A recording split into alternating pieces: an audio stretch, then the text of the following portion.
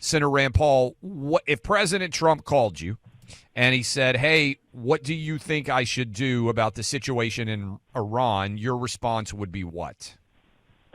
The president's had good instincts traditionally on this, and his instincts have been for restraint, for thinking things through, and hopefully for not getting us involved in this war. And I think it would be a bad idea for us to be involved directly in the war.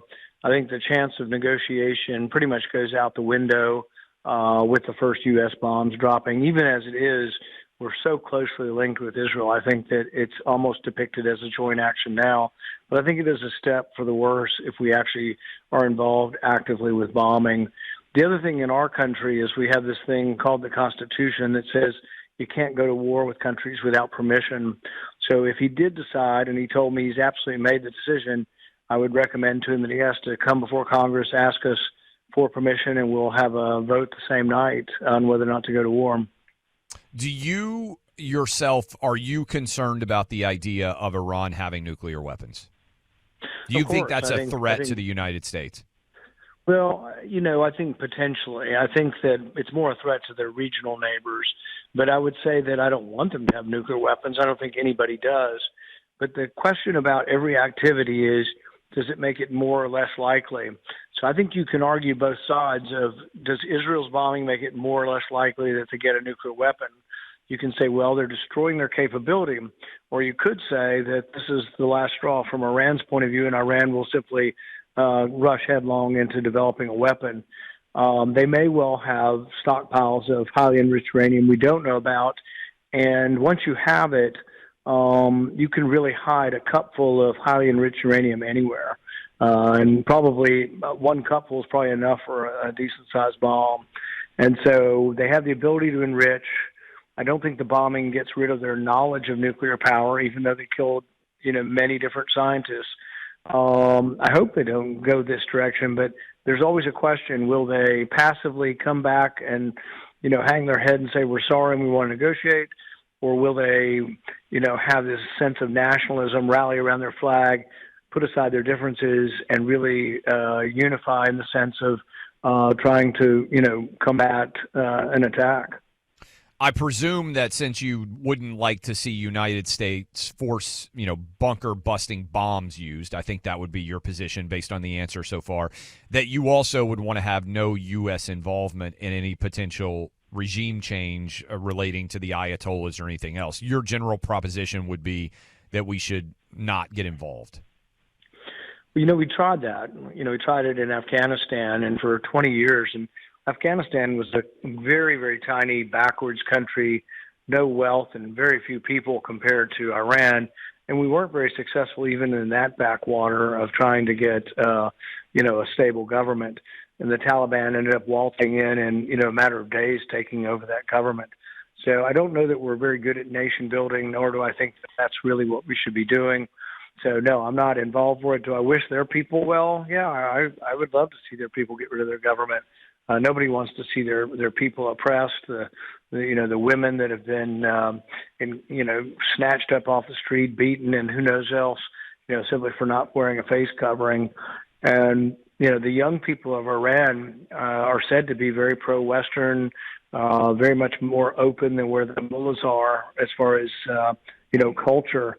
And it is sad to see what's happening, but our job really isn't to send armies everywhere and to send our soldiers. And that's the way people need to think of this. Are you ready to send your son or daughter, to march in a trench and, trench to trench in Iran?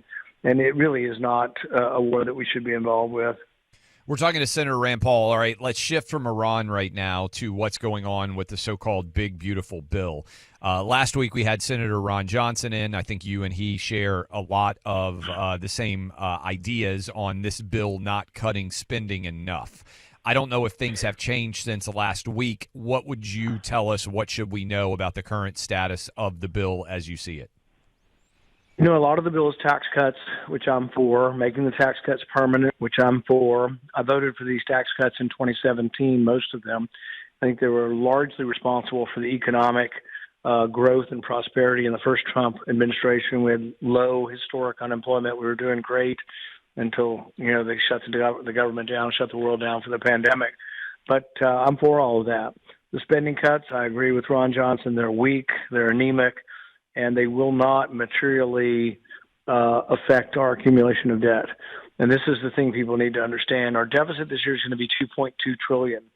If you believe the numbers of the bill, which really probably are not accurate in the first year or two, but that we're going to cut spending $150 billion, that means instead of a $2.2 trillion, you'd have a $2.05 trillion. So it's really not materially changing the accumulation of debt. And probably in the first couple of years, the debt will grow because when you reduce tax rates, you do usually get less revenue in the beginning. Now, you tend to get economic growth and grow out of it, but for a year or two, that revenue will go down. They also have some fake pay-fors in there. They have a pay-for that says we're getting rid of the Biden forgiveness of student loans.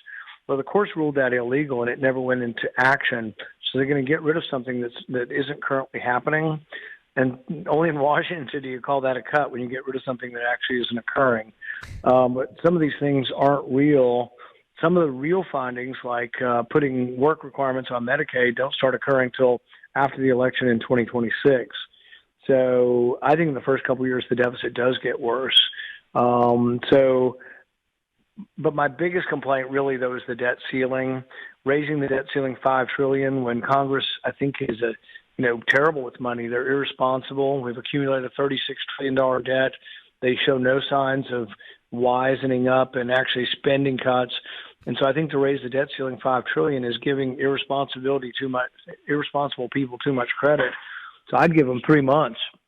And in 3 months, it's going to be the end of the fiscal year.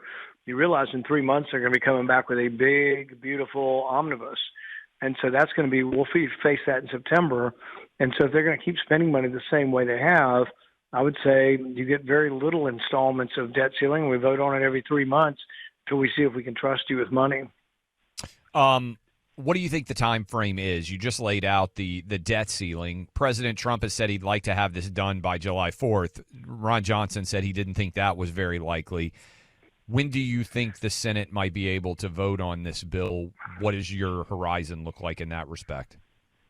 It all depends on, how many people have courage.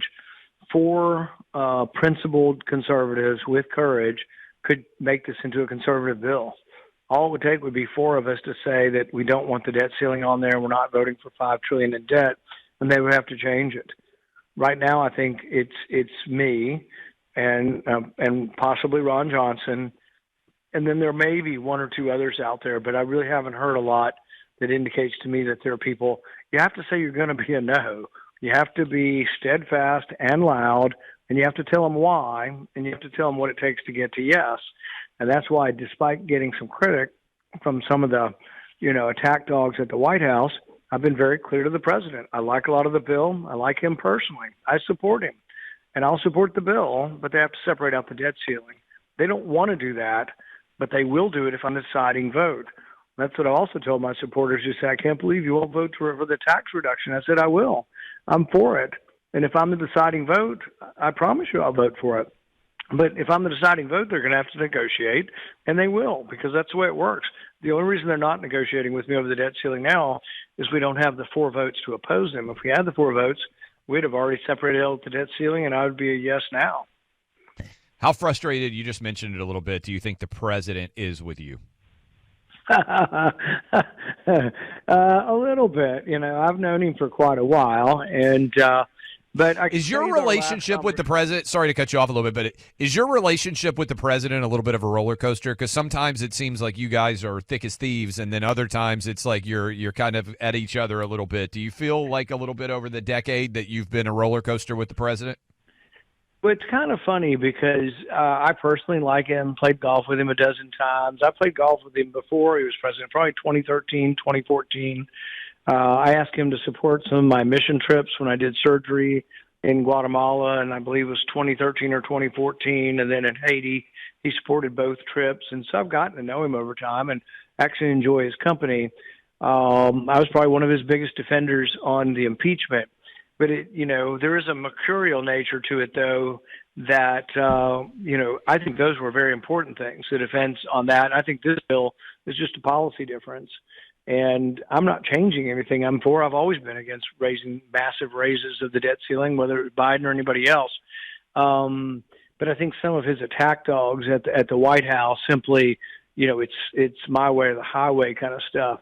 But the last time I talked to him, we had a good conversation. It was after the big beautiful parade, and he was in good spirits. And I reiterated what it would take, and that my goal is not to defeat the bill. My goal is to present a conservative bill that I can be happy to support. And a lot of the bill I like. All I got to do is separate out the debt ceiling or shorten it, and they could well get my vote. But yeah, the relationship's up and down. But I think still a lot of respect on my part.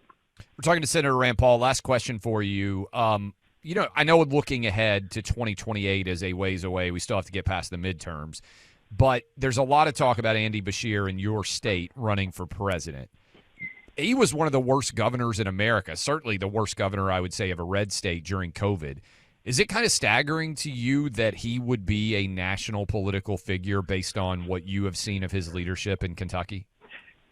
I've yet to see that he'll be any kind of national figure. I think he lacks the charisma, but he also, the things that he did to us in our state, I mean, shutting down churches, shutting down gyms, shutting down, stores, you name it, limiting how many people can show up anywhere, banning travel. I mean, the authoritarian things he did in our state are what many other Democrats did too. Whitmer did some of the same stuff in Michigan, but I don't think that'll be popular. I think he fools himself into thinking, well, he's a Democrat who won in a Republican state. All Democrats like that think they're going to be the next Jimmy Carter or Bill Clinton, and that's yet to be seen. But I kind of doubt it from what I've seen. I can't imagine that he'll be much of a force in the Democrat primary. Senator Rand Paul, we appreciate the time. Happy to have you on whenever, and keep us updated on how the bill goes. Thanks. That is Senator Rand Paul. Look, if you're frustrated with the cost of your health insurance, you're not alone. You might want to consider a new plan available for everyone out there.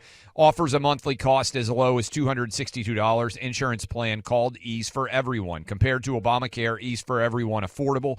You get to keep your doctor, and you get free unlimited virtual primary care. With Ease for Everyone, you also have access to over 400 prescription drugs for free, not just at a lower cost, but at no cost. $0. Ease for Everyone, created as a solution to the broken system that's complicated healthcare. Go online to easeforeveryone.com/clay to get started.